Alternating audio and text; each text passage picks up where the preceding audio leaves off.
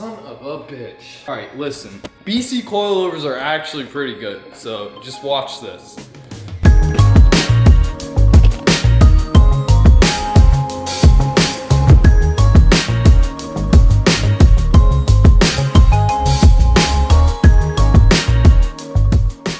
What is going on, everybody? So today I'm gonna basically talk to you guys about like whether or not you should buy BC coilovers. This is like a hot, oh my god, this topic, man. I can't even, like, where do I even begin with this? To me, coilovers are coilovers, really. Like, I have no preference. I know some are better than others, but I got BCs because they were somewhat cheap. I mean, they're not like cheap by any means, but they're cheaper than, you know, KW or, yeah. So I have BC coilovers on this car. So far, no complaints. It's been a whole year with them.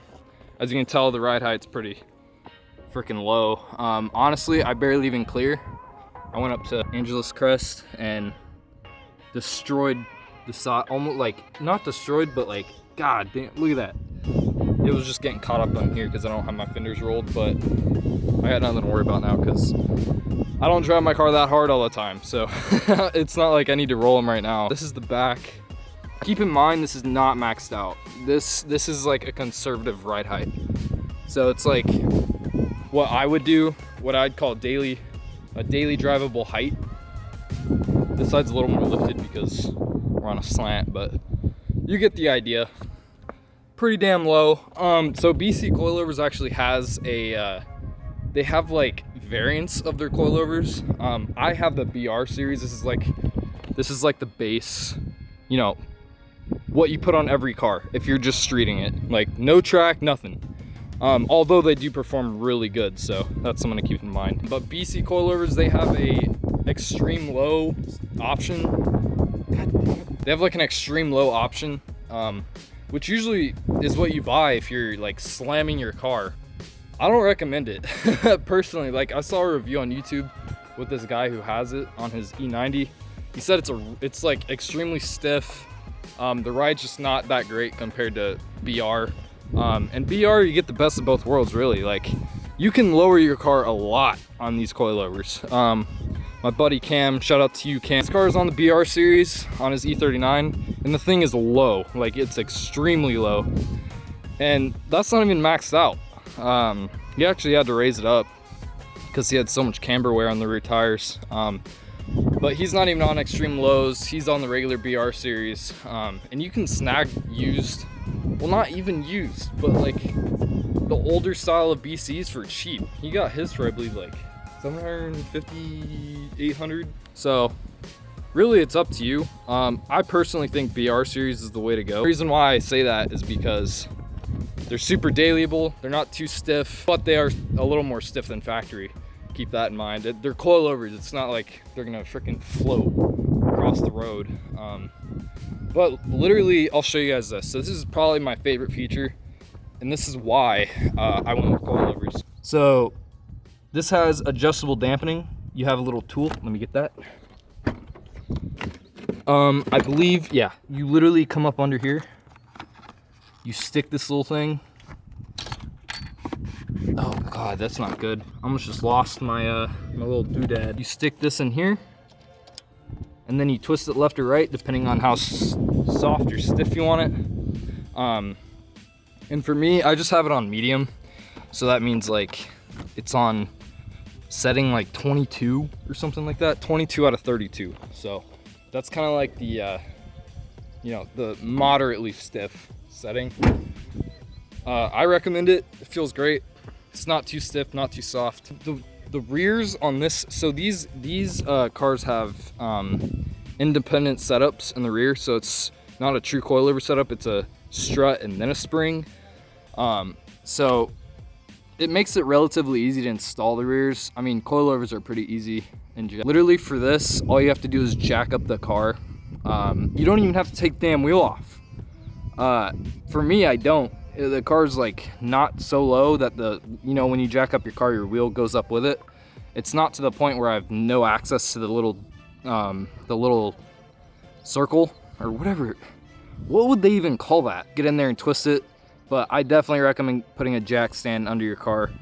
Don't stick your hand in there like I did. Definitely sketchy.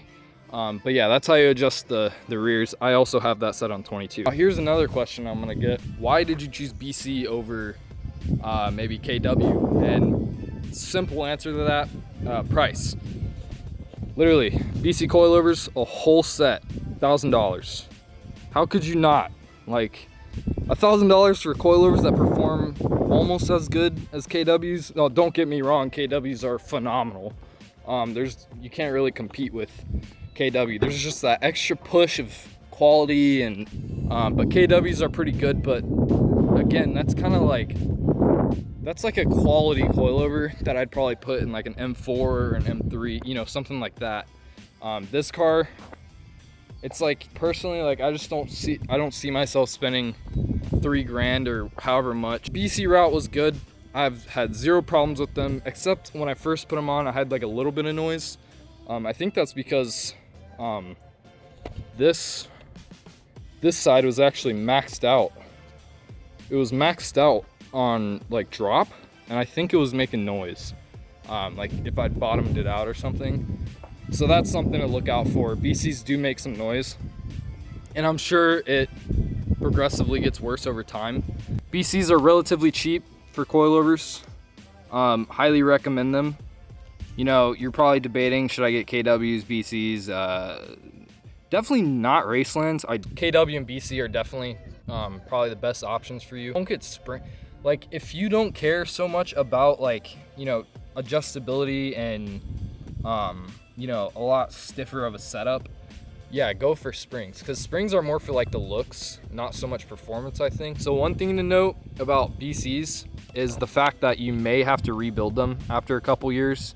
I've had a couple friends, including Cam, tell me BCs have to be rebuilt after a while because they start to not perform as well. They'll start to make noise, and it's just a whole, like, it's a whole deal. So once you reach, especially if you're driving your car hard, like on a consecutive basis, you'll have this issue.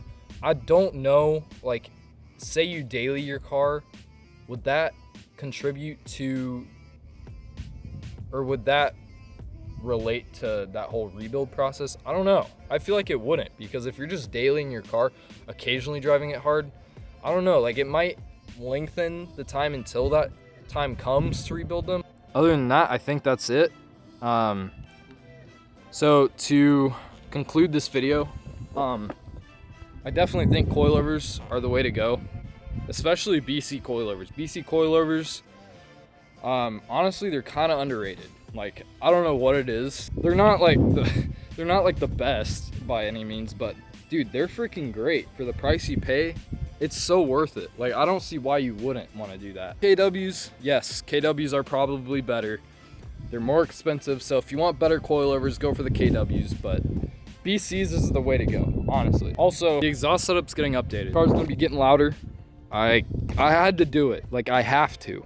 It's been way too long. I've gotten bored of this setup. I want to change it up. I'm probably gonna hate it. Like, honestly, I'm probably gonna hate it. But we'll see. I don't know. You know, I might actually really like it. Who knows? I love the MPE. I love it. Don't get me wrong. And I'm keeping it. I'm just, I just want to try something new. Like, full straight pipe. I have to do it. Gonna do it for you guys. I'm gonna make a whole video on it. So that's gonna be this weekend. So that's gonna do it for this video, you guys. I hope you enjoyed it, and I hope it was helpful. Hope each and every one of you guys enjoyed this video, and we'll see you in the next one.